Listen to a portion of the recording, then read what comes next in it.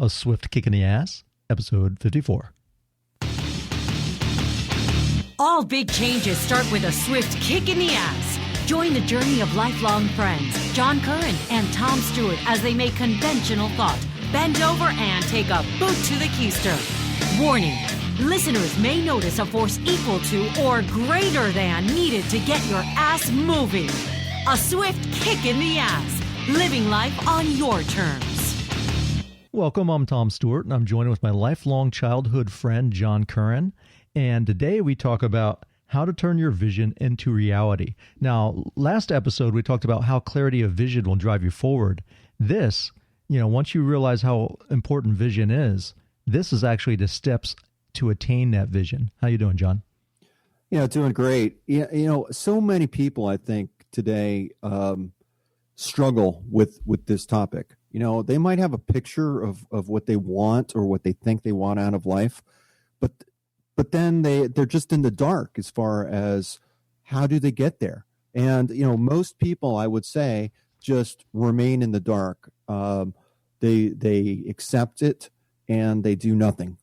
And this episode is really for the people who want to, find a flashlight and turn the lights on and maybe open up their eyes and find a way that they can make that dream or that possibility, reality.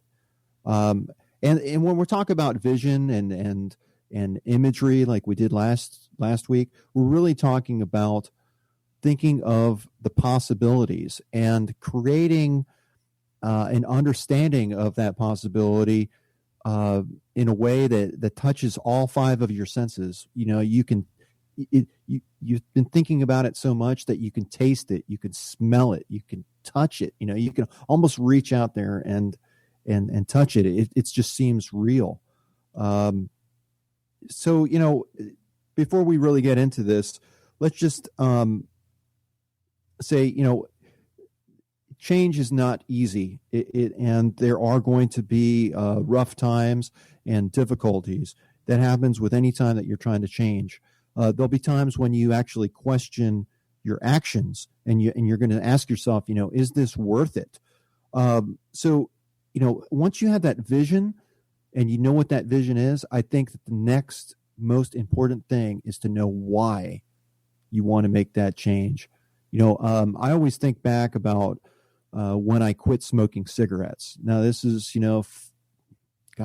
it's actually over 18 years ago now when I gave up smoking cigarettes. And the reason I know that is because it was like right before I met my wife. And I remember back when I decided to quit, I knew exactly why I wanted to quit. I hated the way I smelled like cigarette smoke. I hated being physically addicted to it. I felt that need, and it felt like it had control over me. And I knew that, it was hurting my health. So just that alone, anytime I had an urge to start back up, which, I did for many, many years, actually, after I quit, knowing why I quit gave me the strength I needed to never take that up again. You mentioned smoking, and it's a form of bondage. Anything that you have a addiction to, it weighs on you. And I was just thinking of a quote that Aaron, that was on here a couple of episodes ago, talked about discipline equals freedom. And I thought that was such a powerful quote. It's true. If you discipline yourself to control what you do or, eliminate a habit, it does give you freedom. It drops chains of bondage off you. Yeah. And, you ask, why do I need to be disciplined?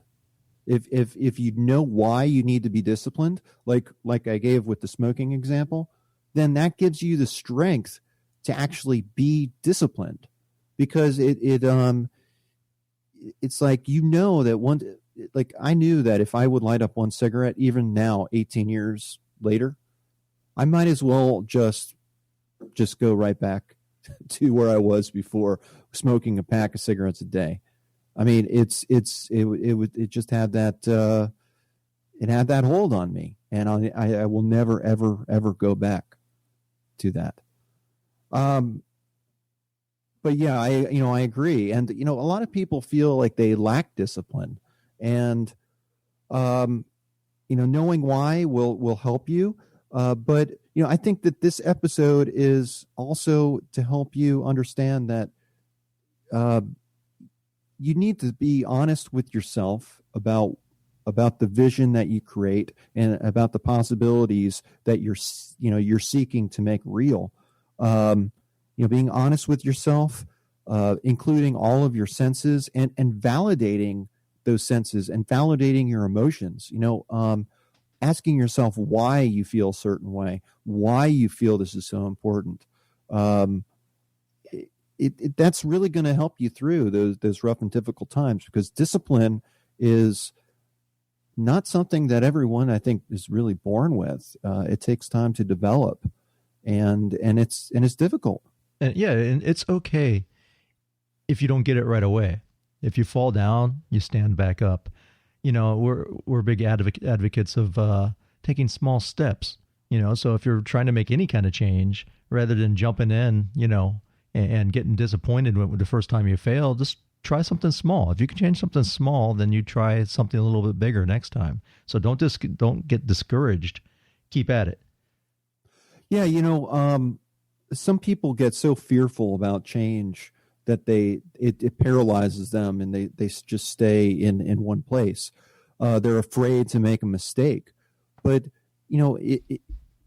every time we try and we fail, we learn something. There's benefit from that. And as long as you keep trying and keep trying to move forward towards that goal, you will eventually make it. It might take you a long time, but again, you need to know why, and you need to keep going on.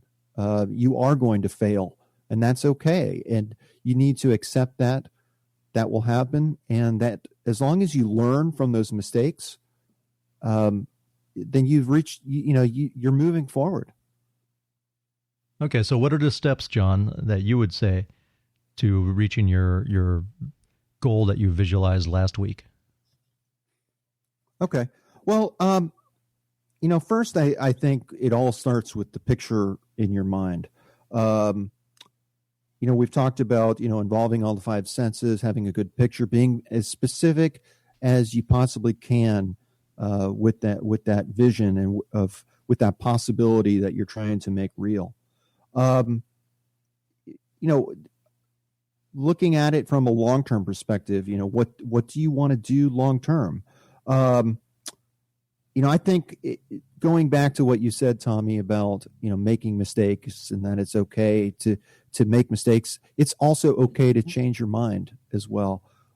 Several years ago, I kept on having this feeling like I needed to go to law school.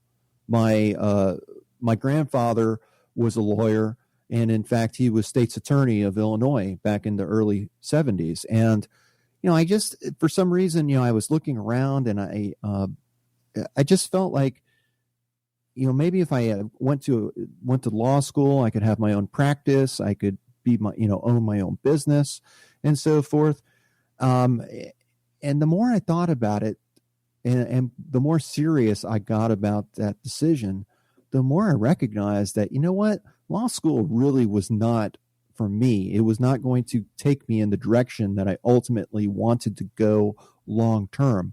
Yes, I would own my own business, but it would also take me further away from my family and my kids. And studying and devoting myself to study and devoting my time and my money and all my effort, I just wasn't willing to do that. And I thought, what, I need to just give that up. It's not gonna take me where I want to go.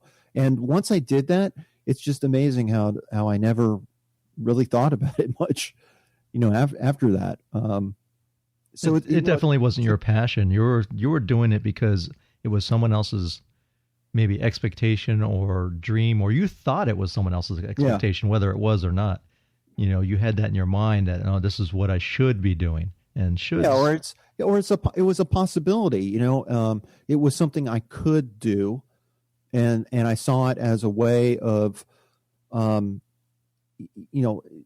oftentimes I think we have this idea, like a vague idea of what we want to do, but we don't look at it as a specific possibility. So law school was one situation, one circumstance that I could have tried to create to maybe get what I wanted, which was really ultimately more freedom, more control, a way to develop my own source of income, by having my own practice.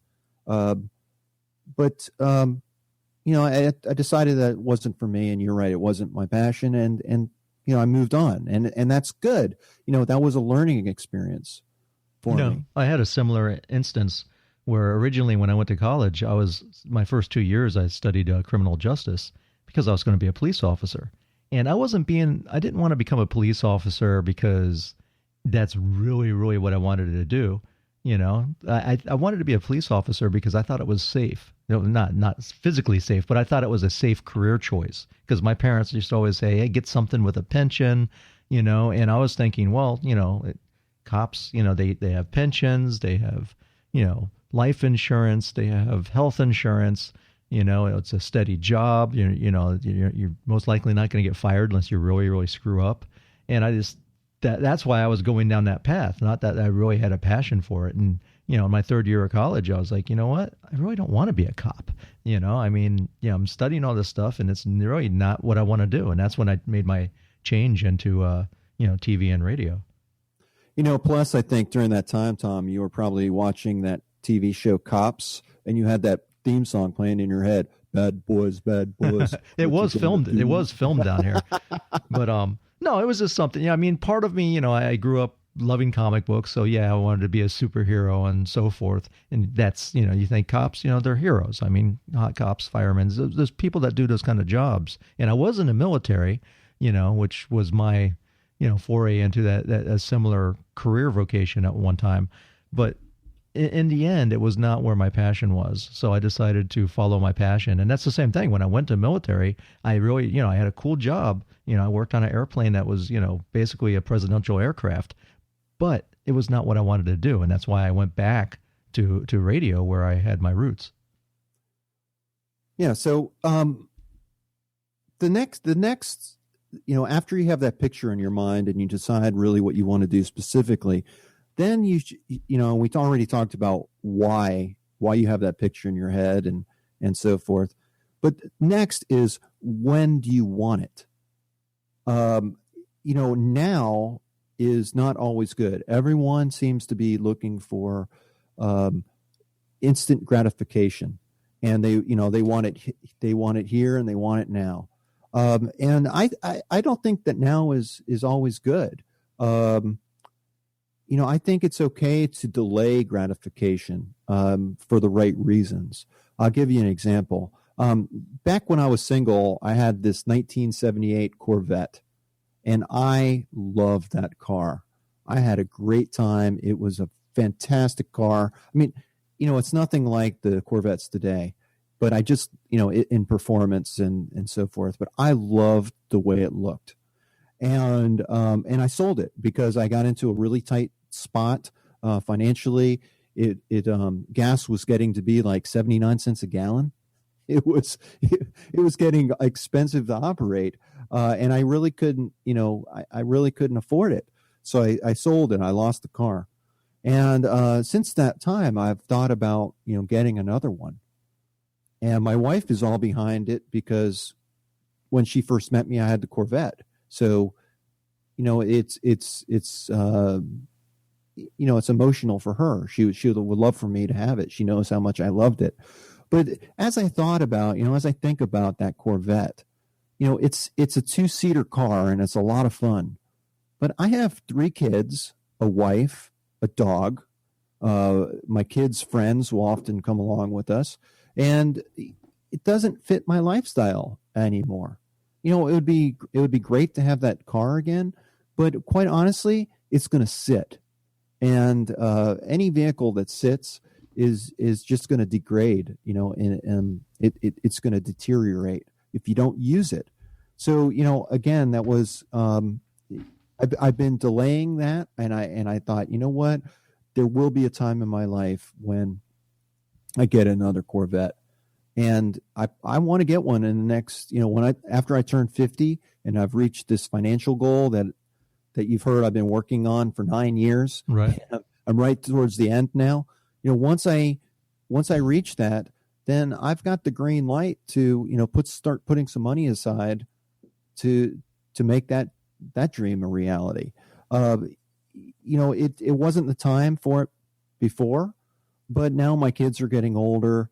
And I still need the Suburban with all this, passenger seating, but it'd be nice to have a date night car, and I probably would get more use out of it than before. So, I think that we don't need everything right here, right now. Think about when you want to accomplish something, and that also will help you plan to say, okay, you know what, I really want this, but before I let myself and put forth all the effort and the time and the resources to get it, let me maybe think about accomplishing some other goals first, and maybe even rewarding myself with like the Corvette. To me, is like, it's a reward for this last 9 years of struggle and trying to pull this off and putting first things first. I think that's okay. So I have a case study, but I don't want to jump in the middle of your steps. Do you want me to do the case study now, or do you have some more steps you want to talk about? Let me just wrap this up, and I think time can be your friend in some cases, when you're planning, you're trying to plan your future. You want to live in the present, and of course you want to have a good life now, but thinking of the future is good and important. There was a study, you mentioned case study. There was a study about asking children whether they would want one cookie now or two cookies tomorrow. And Yes. It was amazing how they deferred that. That's not the case study you're going to bring up. No. But what about, and that's an easy kind of question to ask, to say, almost like, what is it, Wimpy from Popeye? I will gladly give you a hamburger tomorrow for a hamburger today. Yes, that's my. But that's an easy answer. But when you start asking yourself about really long-term goals, like a year from now, or 2 years, or 3 years, or 10 years, that gets more difficult, because you're basically asking, what, are you willing to say that you won't have any cookies for a year, but then after that year, you could have all the cookies that you would ever want for the rest of your life? That's a lot more difficult question to ask yourself.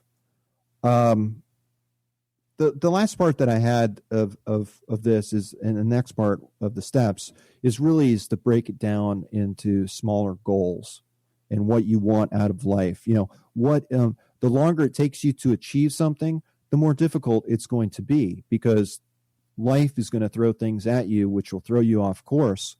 And so make sure that you can make small steps in a smaller amount of time. Make sure they're achievable. And with each time you achieve a short-term goal, you're actually building upon every goal before then. It's going to give you a lot more confidence in reaching your long-term goals if you can break it into smaller chunks. Think about it this way. When people enter college, they follow a certain curriculum.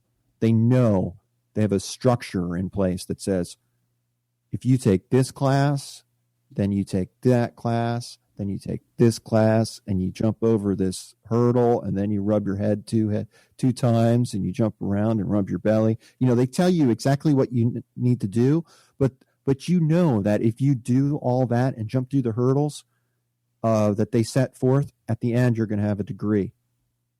So break it down into smaller steps. Know why you're doing it. Have a purpose, and you're going to get there. You're going to make it a reality.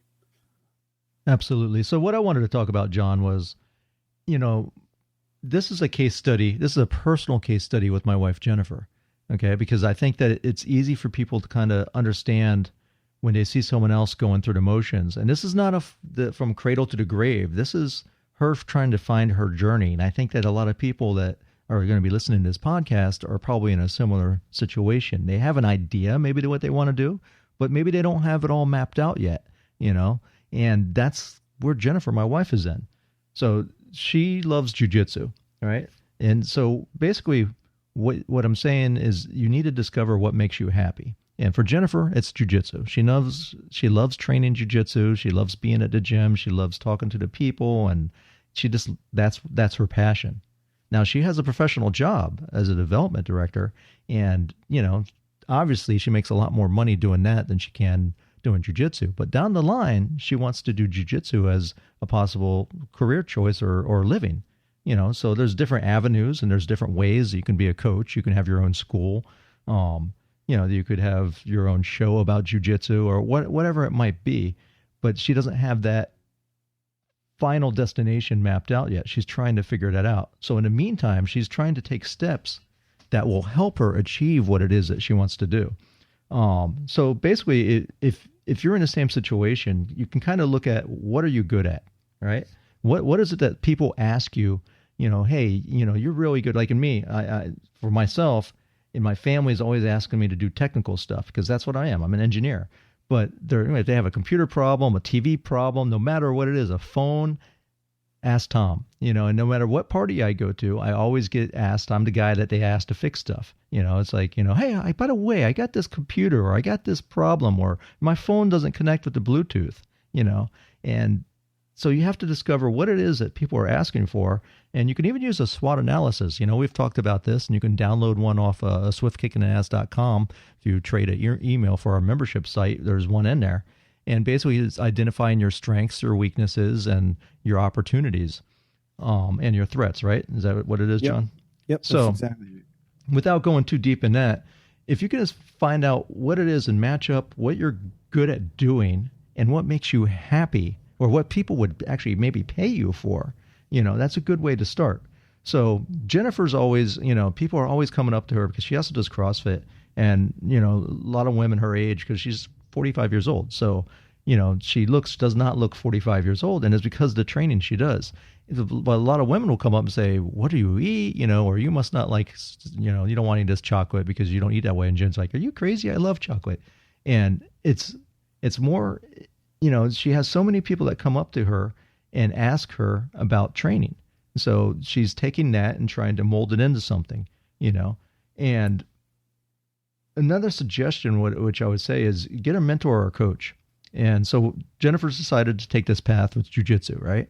So she's talked to our coach and told her, say, look, I really am interested in the field of doing something with Brazilian jiu-jitsu. So, but I've never coached. I'm not confident. What can I do? She has a brown belt. She's almost to a black belt level. And one day she's going to be there without a doubt. But so he's taken her, and every time we have a new white belt come in, he has her work with them. He's out of class out of the country this week, in Puerto Rico. So Jen's going to be covering some of the classes. So it gives her an opportunity with small steps to start feeling comfortable and doing what it is that she loves and get her feet wet and decides if she really even wants to do that, right? So if you have a mentor or coach that can kind of guide you along the way, it's a great idea. Another thing that I've noticed she's been doing is leveraging connections. And down here in South Florida, we have a lot of women are starting to get in the field of in jiu-jitsu, right? And this hasn't been predominantly it's a male-dominated sport. But here in South Florida, a lot more women are starting to join, and they're starting to get levels and, getting higher belt ranks. And so there's more of them at competitions now. So what they do is they hold these things called open mats, where basically it's the girls from every different school all meet up together, because typically a school doesn't have very many females in it. So, like in our school, we have maybe like four, and that's Jen and Logan, and then, a couple other girls. And it's not enough. They need the camaraderie. So she's been going to these open mats and leveraging her connections with other women and, other female black belts that will help her in her journey. So that's the best thing, is leverage connections. Think about who do you know that could help you along your journey. Right. Tom, I hate, I'm not interrupting. Hopefully I want to add to what you said. You just talked about leveraging her connections, but really she's leveraging something means that you're using something to gain a desired effect. So, she's actually leveraging, her love of jujitsu to create something that she really loves to do, and create a lifestyle around that. That in and of itself is leverage. What the one leverage point that most people have is, and they don't really fully take advantage of the leverage, is their job. Most people need to work for a living. They have a steady income coming in.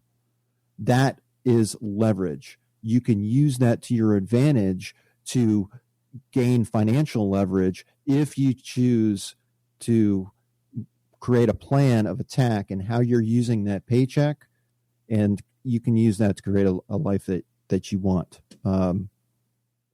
But yes, tangible and intangible leverage, your knowledge, your experience. A lot of you might be asking, asking yourself what you're good at. And maybe some of you are even thinking, I'm not good at anything. And I have to give you a swift kick in the ass about that, because everyone is good at something. And you don't have to be perfect. You just have to be better than someone else that is a little bit further along or behind you in the journey. So if you can help someone else out, to them, you're an expert. And sometimes there's a divide. If you're a real expert, sometimes it's so overwhelming and it just feels so out of reach that it's much better to take advice from someone that's closer, just a few steps ahead of you. It feels like, oh yeah, now I understand. I see how he's doing it, and I think I can attain that. And then when you get to that one level, then you can go up another level. So another thing, John, that she does is she basically reviews how she's doing. And, anyone can do this and evaluate, whether you're reaching your goals or not. And she'll do it. Also, she'll bring her phone, her iPhone, and she'll video the techniques and write down notes, so she kind of internalizes it. And she's also building up almost like a repository for the future. So when she's an instructor, she has things to go back. And even though she knows the moves, sometimes when you it's like making a lesson plan. It's go, okay, what are we going to focus on this week? She can look back at her notes and go, oh, look, when I was a purple belt, this technique really helped me, overcome some difficulties that I was having. So I think that's a really good thing, is just to review how you're doing, and, also get feedback, have someone that holds you accountable, and, to make sure that you're kind of staying along your track. Like I have John's always busting my ass about, different things, or do I have certain things up on the web, or, do we have a product together, or whatever it might be for our specific goals. John's there for me. And you're there for me as well. We talk a lot about goals on this show, and a lot of time we say how important it is to be measurable. And if you think about it, what you just said with Jen, videotaping her moves, that is actually something that is measurable. And what I mean by, and why I say that, is because she can compare. When she looks, she's creating a baseline. She's creating something she can compare to. And that's really what we mean by measurement. It's not only how far you've come, but also to understand where you are. And by videotaping yourself, you're creating a video record of where you are. And you could, like you said, Tom, she can assess her movements. She could tell what she's doing right and what she's doing wrong. Exactly. So that's really good. I think a lot of us get scared by measurement when we hear measurement, and it makes us think of math, and a lot of people's eyes just kind of glaze over. But well, when you think about it, any great sports team, like football, for example, I mean, they're always reviewing film and footage of what their plays, and they're describing what they did good and what they did wrong and how they can improve it. They're looking at their opponents to see what the weaknesses are. So it's self-evaluation is huge, man. You have to do it. This is something I had written down, but I think it ties really nicely to what you're saying. And that's, you can make a game out of just about anything. And, what is a game? It's, a lot of people think of games are just a waste of time. They're to amuse you or to maybe help pass the time. It doesn't, it's a diversion. It doesn't, it doesn't give anything back to you. But there's been plenty of studies now that even say that video games can help you learn life skills, because the skills that you're using in the game can be applied in real life situations. So, competitive activity that involves some type of skill, chance, or endurance is considered to be a game. And, that includes contests, competition, any type of challenge that involves rules, and results are determined by, skill, strength, or chance. That is a game. When I was trying to get out of this financial hole, I made a game out of getting the things that I felt like I needed. Like I needed a new mattress, or I needed these material things, not so much to make me happy, but just to make life a little bit more bearable. I mean, when you sleep on, anyone that sleeps on a lumpy mattress will know and say, yes, yeah, that's something you need. But, I didn't have any money. So I made it a game. I wrote down what I thought I needed, like a mattress, and I attached a price to it. And then I tried to figure out, through doing research and looking at sales and doing all this, trying to find out how I could beat that price, how I could meet my needs with the money that I had available. And just about every time I beat my own price by about half. It never costed me exactly what I thought it was going to cost me. It was always much, much less. So I was kind of psyching myself out before, because I had this dollar amount in my head, and the reality was not, it didn't equal. Well, it's funny. It's funny that you talk about games and challenging yourself, because that's exactly where I was heading with Jennifer's next step, which was challenging yourself to do something that excites you or scares you. And that's what she's doing. She's going out to the Worlds this summer. She's going to go compete in, one of the largest jiu-jitsu tournaments around.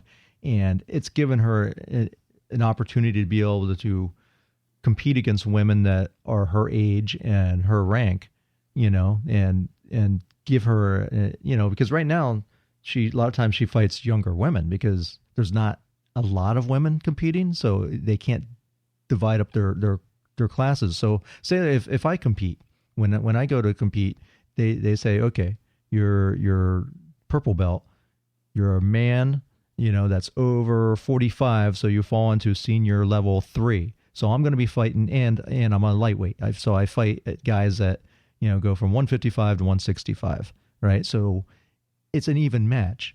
In Jen's case, they don't always have an even match. So she might have to fight, oftentimes she's fighting girls that are in their 20s. So that right there is an advantage for the other girl, because she's got youth on her side.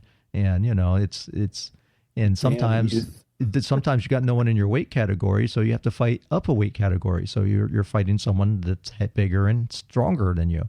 So, it's a great opportunity for her, and also to test herself, against people from all over the world as an international competition.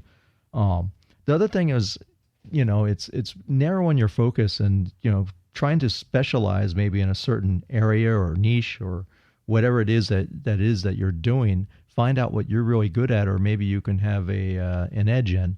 And one of the things I've recommended to Jen, and she's doing it, she's going to see JB Glossinger at the Awaken Your Life Summit, which we went to the Life Design Summit a couple of months ago, me and John, and I thought it was great. And I just think in her place where she's knows what she kind of wants to do, but is not 100%, doesn't have a clear vision. I think having someone guide you like JB, and having all those other people in the conference that you can feedback, you can learn what they're doing, I think that will really help her. So seek advice, go to, different events in whatever field it is that you do. Get out there and find out what other people are doing and study them. Study and see, if you find someone that's doing what you want to do and learn how they did it and talk to them. Try to, most people are approachable, even by email. God, podcasters have people guest on all the time and they don't know them. They just reach out and say, hey, would you like to be on my show? Well, the same thing. You could it's flatter. You get flattered almost. You get an email from someone, say, hey, could I have a couple moments of your time? I'm really interested in what you do. And, I would like to do that. Could you give me some tips? Yeah. Thinking, I think that's a great suggestion.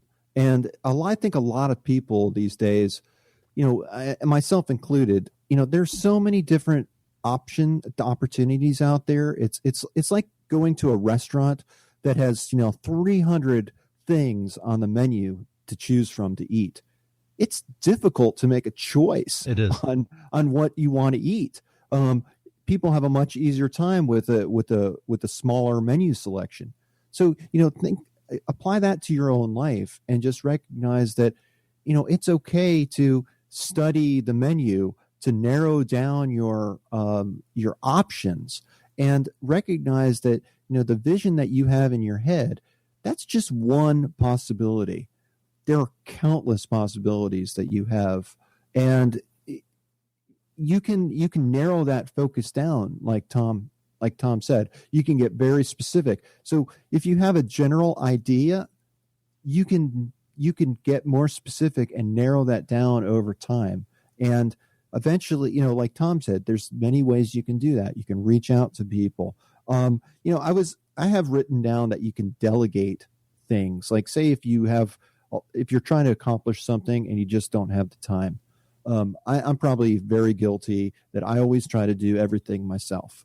But I've learned throughout the years that my time is worth money, because if I spend my time doing something that I don't do very well, it's going to take me longer. The results aren't going to be as good, and I may or may not save money. It might actually cost me more money if I try to do something that I don't know how to do. I always think of an old Bill Cosby episode where he was trying to fix his plumbing. Yeah. And, in that show, he was a doctor. So here's a doctor trying to fix his plumbing, and everything goes crazy, and he has water spraying out all over the place, and he needs to have a plumber come fix it anyways. So, as a doctor, he was making bank, so he really had the money to hire someone. He was just stubborn and wanted to do it himself. It's pride, I think. It's feeling like, oh, I don't need anybody, but we all need people. And if you remember our episode on the 7 deadly sins, pride is the main sin, which all other sins stem from. Yeah. So, think about how your time is best spent. I could work on my car if I want to, and I know enough to be dangerous in that area. But, if I'm changing my oil, it's a lot easier, a lot cheaper, and a better use of my time to have somebody to do that, or take it to a mechanic to do the specialized work, when I can spend my time doing something else that's more important to me. So it's again, decide, those type of decisions are really up to you.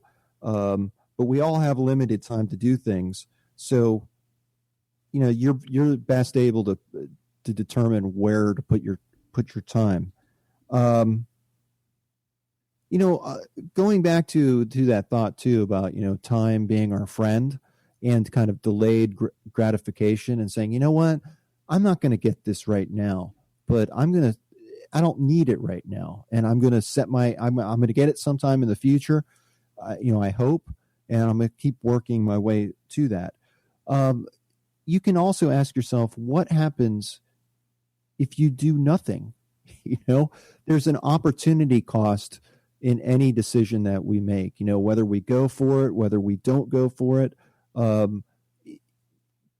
There's a cost to doing it. There's a cost to not doing it.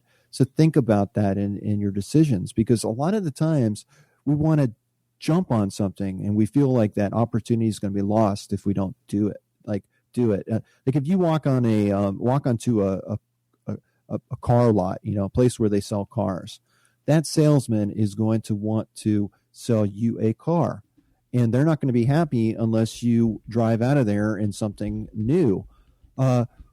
But the people who really get the good deals are the ones who say, you know what, I'd like to have a car right now, but I don't need it. And I'm going to walk away because you're not giving me a good deal.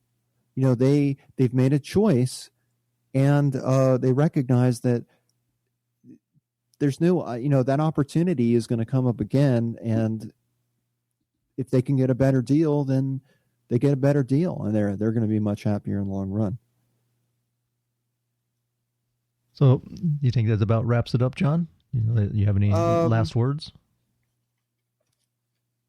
Yeah, of course I have last words. That's final thoughts, closing paragraphs. I always have something to say, it seems like. Tom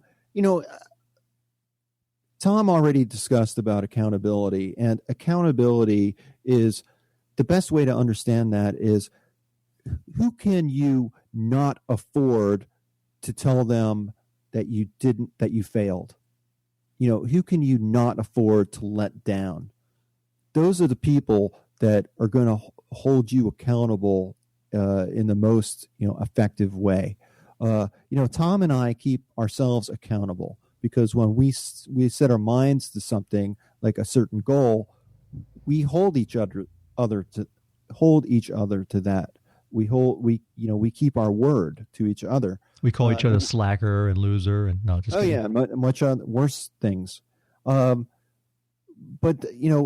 Tom's a great accountability partner for me, because I don't want to let him down, and he doesn't want to let me down either. So that keeps us moving forward. Another aspect of this in creating a plan is the use of creativity. And when you're trying to create change in your life, you need to think critically about what you're trying to accomplish, and you need to get use your imagination in a lot of ways. We talk about vision being one possibility. It's not reality, it's your imagination. But imagination without action is not creativity. Creativity requires you to take action, and to be a creative problem solver means that you're reacting to a problem. You have a problem, you've identified it, and you need to take some type of action to solve that problem. You also, when you talk about creativity, what comes to mind too is intention. Sometimes, not everything has to be a specific goal. I mean, that does move you forward, but sometimes you can have intention. Intention basically means what you're feeling in the present moment. So Jen knows that she wants to do something in jiu-jitsu. She's always thinking about it. It's always on her mind. And even sometimes if you don't have a specific thing, you can open your mind so you can get ideas and receive thoughts and inspiration. So it's a constant process. You might not always know the destination, but it's that journey. It's like Bruce Lee, when he used to Enter the Dragon. He's a Buddhist monk or Shaolin monk, and he's teaching his student, and he has his finger and he's like pointing at the moon, and the kid's like, he's talking about, don't look at the finger, look at the moon, and because the kid is sitting there thinking that the finger is the way, but it's not. The moon is the way, and it's the journey there that is so important. Yeah, I would say, Tom, that intention is another way of thinking about goals. I mean, I think intention can be a goal. That's, again, what you intend to do. I think that could be just as powerful. I mean, I think in some ways those could be goals. Yeah, it's like your inner relationships with yourself and others. So when you have an intention, it's kind of like your purpose, but it's doesn't have to be in the future. It's now. It's present. Yeah, problem solving. If you're trying to solve a problem, you're actually reacting to something that has happened. So that's actually a problem is in the past. So what we're trying to do here is really work together with, things from the past, the present, and the future, and trying to tie them all together and use them as leverage to our advantage to create something that we don't currently have right now. Right. And I think the best way for me to describe intention is, say, John, you do set a goal and you fall short of that goal or you don't reach it. You still have the intention to get to that desired result, so you might have to cut back on that goal or make it more specific and attainable in order to reach it. So intention doesn't matter if you win or lose, is the intention, the belief in yourself of what you want to do.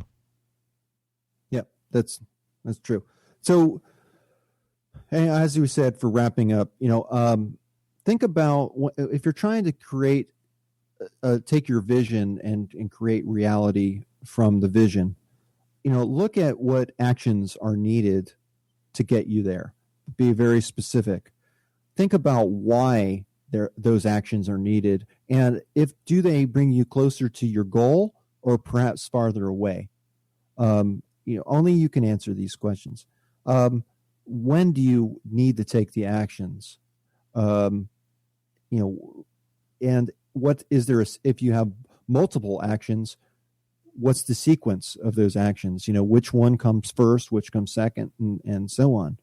And last of all, think about who can help you along that journey. Like Tom mentioned about having a mentor, or reading. I mean, you can read about someone's life, and that could act as a mentor relationship by learning about what that person did. Hey, YouTube. Now everyone always looks up everything on YouTube, right? You can learn anything on YouTube, whether it's right or wrong. You have to have a filter to judge whether it's good or bad and do some research. But Right. Yeah, we have so much knowledge at our fingertips now. It's amazing. You can learn anything. I remember running around to libraries trying to learn about stuff, and even martial arts when I would check out these books and they're like from the 50s, and I'd be like, oh yeah, this is great, but there was no current information. Now you got everything. You can learn from the masters directly, and that's great no matter what it is, guitar playing or fixing your car or, being like Bill Cosby and trying to fix your plumbing.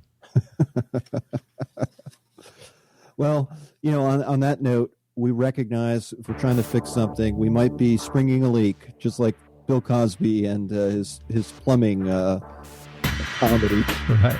All right. Till next time. I'm Tom Stewart, and I thank you for listening. Please check out swiftkickinass.com. Sign up for access to our membership site, and you'll get a lot of cool tools in there, like John's simple spinning tool, a SWOT analysis. Plus, we got courses and videos and all kinds of cool things that are constantly being dumped in there that will help you reach your goals. Yep. Thanks you for listening. Peace.